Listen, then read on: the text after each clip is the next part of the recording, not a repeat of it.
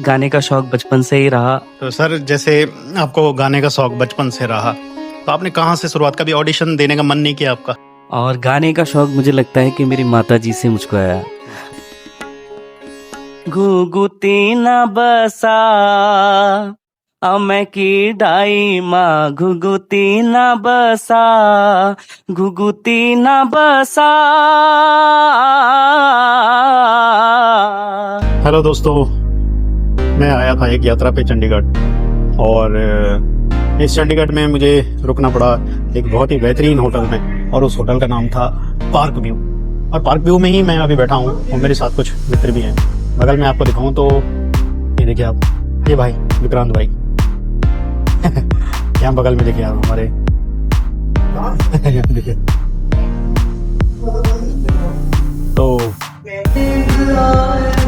तो पूरा होटल में आपको दिखाता हूँ, मैं आपको रूम भी दिखाऊंगा। उससे पहले मैं ये दिखा देता हूँ जहाँ पर हम खाना खा रहे हैं वहाँ की स्थिति कैसी है, कैसा वहाँ पर नज़ारा है। और एक भाई भी यहाँ पर गाना भी गा रहा है, मैं कोशिश करूँगा कि उससे भी आपको रूबरू कराऊँ। तो चलो शुरुआत करते हैं।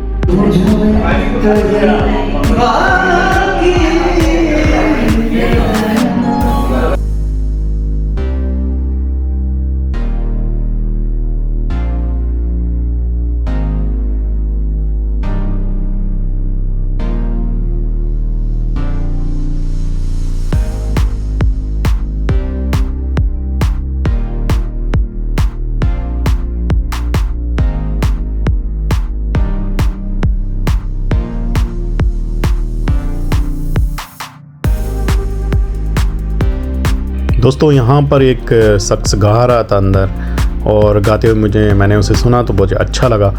तो मैंने कहा भाई इंटरव्यू दोगे, तो उसने कहा मेरे पास टाइम नहीं है। तो मैंने कहा कोई बात नहीं। तो मैंने पहले वाले शख्स को कहा भाई रहने दे तू, फिर मुझे मिले दूसरे शख्स। पर मैं इस चंडीगढ़ में एक कहते हैं 3 स्टार होटल है, वहाँ पर रुका हुआ था, और वहाँ पर मुझे एक बेहतरीन शख्स मिले जिनसे अभी ही मेरे परिचय हुआ।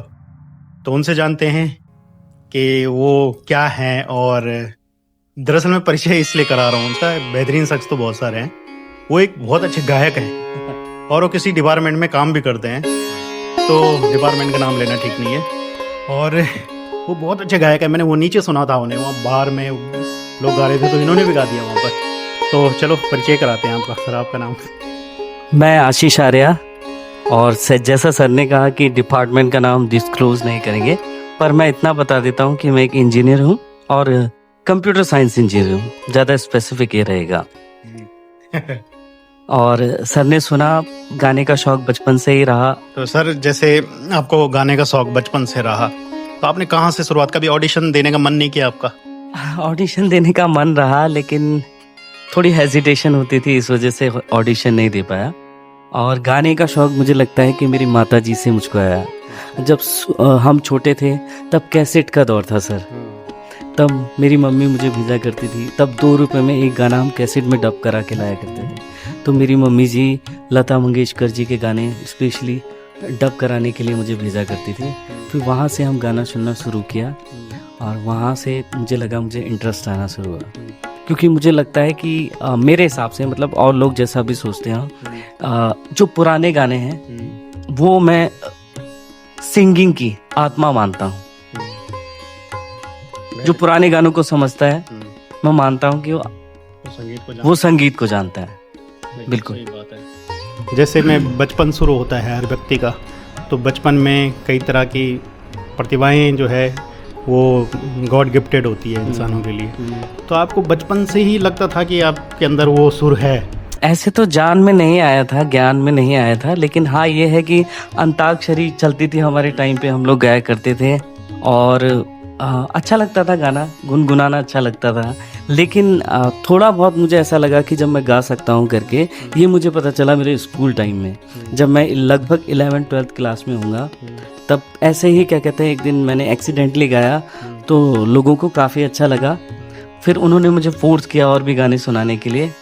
मैं इस तरीके से नहीं लेता था कि मैं गा सकता हूँ गाना करके, लेकिन फिर भी जो मुझे गाने याद थे मैंने सुनाया, उन्हें काफ़ी पसंद आए। जब नीचे आपको सुन रहा था तो हल्का सा मुझे गाने का ज़्यादा नॉलेज, लेकिन मेरे को भी अच्छा लगता है अंदर से गुनगुनाना।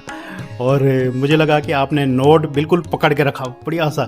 बगल में जो भाई था उसको भी लग रहा था यार कि ये थोड़ा कहीं मेरे से बेहतर तो नहीं है। तो मुझे ऐसा फील हुआ, देखो क्या है रियल बात पता नहीं मुझे। तो ऐसा लगा मुझे कि आपने नोट को बिल्कुल पकड़ के रखा, जैसे कहीं पर थोड़ा भी ऊपर नीचे होता है, जो वेरिएशन होता है वो नहीं आ रहा था, बिल्कुल एग्जैक्ट जा रहा था। तो वो मुझे बहुत अच्छा लगा। तो काफ़ी प्रैक्टिस लगती है आपकी इस बार, मतलब आपको गिटार बजाना आते हैं सर? हाँ, क्या कहते हैं, अपने बीटेक टाइम पे गिटार बजाना भी सीखा। मतलब मैं बरेली से था एक्चुअली, पहले पढ़ाई मेरी इन जो एलिमेंट्री मेरी स्कूलिंग हुई है बरेली से ही हुई है। तो वहाँ पे मेरे गुरुजी थे, उनको मैं गिटार बजाते हुए देखता। पहले एक्चुअली वो गुरुजी नहीं थे, उनको मैं गिटार बजाते हुए देखता था तो मुझे बहुत अच्छा लगता था। फिर बाद में मैंने उनको फॉलो किया, फिर उनको गुरुजी बनाया। पर जितना भी समय मिला मैंने उनसे कोशिश करी, क्योंकि मैं बीटेक करता था तो मैं बरेली में नहीं रह पाता था। आप मैंने बीटेक करी basically पौड़ी गढ़वाल से। कहाँ के रहने वाले हैं? वैसे मैं नैनीताल डिस्ट्रिक्ट हल्द्वानी में रहता हूँ। हल्द्वानी में रहते हैं जी। तो रहने वाले पहाड़ के हैं कि हाँ, देश के हैं? मैं हूँ पहाड़ का ही हूँ सर। पहाड़। मैं कुमाऊनी हूँ। अच्छा, कुमाऊनी हो। किस जगह के हैं कुमाऊनी? ये क्या कहते हैं सर, नैनीताल डिस्ट्रिक्ट में ही छोटा कैलाश करके जगह पड़ती है। अच्छा। हाँ, तो मैं वहाँ का हूँ सर। अच्छा, अच्छा। तो आशीष सर, क्या आप हमारे लिए 2 लाइन गुनगुना सकते हैं? बिल्कुल सर। एक्चुअली मैं किशोर कुमार जी का बहुत बड़ा फ़ैन हूँ। तो जैसे सर ने कहा कि मैं उनके लिए अगर गुनगुनाना चाहूँ तो मेरे से कोई भी कहता है तो मेरा प्रायोरिटी यही रहती है कि मैं सबसे पहले किशोर जी का सॉन्ग गाऊँ। किशोर तो महान गायक है। बिल्कुल।